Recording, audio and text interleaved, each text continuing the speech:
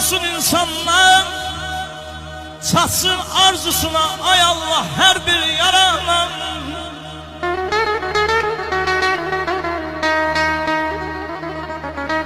Can sağlığın şərbətini dünyada alıp içən görün mənsiz əhdini.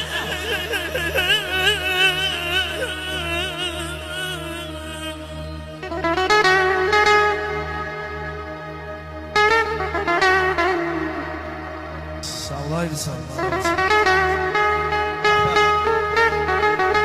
Qatar qatar uçup geden durnalar. Qatar qatar uçup geden durnalardı. Harda qalıbdı qalanım benim. Çoxdandı gözlerimi yollarda koyup mənliyimi məndən alalım benim. Bir dön geri Zimistanım yaylası, üst tutal çəmənə dərə lalası. Analar oxuduğu həzin laylasın, anam qədər əziz çalanım mənim. Gəl gəl, qaşı hilal dodağı püstə, səndən əsirgəmərəm canımı istə. Qəbrə gedəndə cənazəm üstə bilim var saçını yonadım mənim.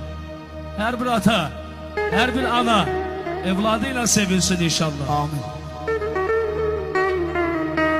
Sağ ol Emir kardeş. Oğlum ben müqəddəs bildim atan.